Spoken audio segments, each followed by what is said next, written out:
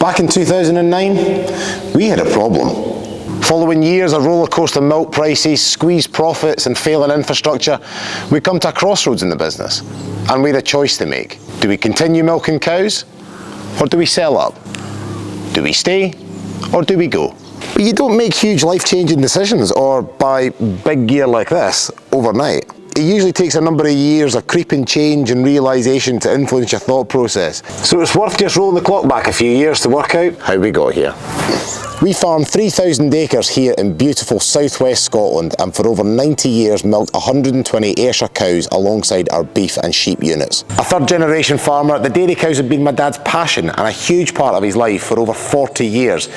He helped build the oldest herd of pedigree Ayrshire cattle in the world, with bloodlines going back decades. The dairy made up a large part of the business, and not just in terms of turnover, but of effort, manpower and time. It really did dictate everything and was the backbone of farm life as kids growing up on the farm. There was a real love and passion for the cows, but cracks were already beginning to show. The solid milk prices in the 1990s were slowly declining into prices that hovered just above the cost of production. Small family dairy farms were being squeezed out by larger producers looking at scale and efficiencies to drive profits. And the parlour, well, that was another major hurdle. After 30 years of dedicated service, it was falling apart. Quite literally. Both it and the dairy infrastructure were in need of a huge facelift and required a massive investment for the future. And then there's the family dynamic. Haha, the good old family dynamic. I have two sisters, but by 2009 we'd all left the farm to pursue other interests, so without the next generation coming forward to drive this area of the business, the final nail really was in the coffin. And you can probably guess what happened next. After a huge amount of thought and deliberation, the decision was taken to sell the cows and close the door on 90 years of milking here on our farm.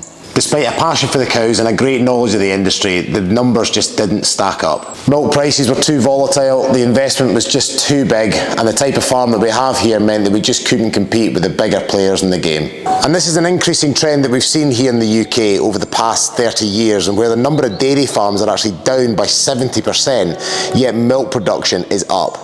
Dairy units are increasing in size and focusing on efficiency at scale to drive profitability in what's been an incredibly difficult market here in the UK. So were we ahead of the trend? Well, no. There were plenty that folded before us and there was plenty that folded after us, but the big question remains as to whether or not it was the right decision. 14 years on, and this is what replaced the dairy on the farm. The parlour and the dairy units were all torn down and replaced by this shed, which houses some of our beef cattle. There's still the old rosettes and the odd bit of evidence that the dairy used to be here, and whilst the memories are there, the physical evidence is largely gone. But what was going to fill the hole left by the dairy? Well, we increased beef and sheep numbers, and due to the type of farm and the nature of the land that we have here, we turned our focus to the environment. We got involved with numerous environmental schemes, including tree planting, the agri-environmental climate scheme that we have here in Scotland, peat restoration and renewable energy, with the construction of a wind farm in 2016. And that changed everything, as I'll explain in this video here.